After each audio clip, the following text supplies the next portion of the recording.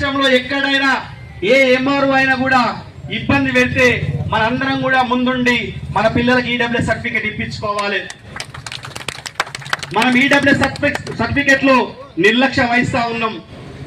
ఎందుకంటే ఎంఆర్ఓ చాలా తెలుసు, కానీ ఈ వేదిక మీద కూడా మీకు నిజం చెప్పాలి.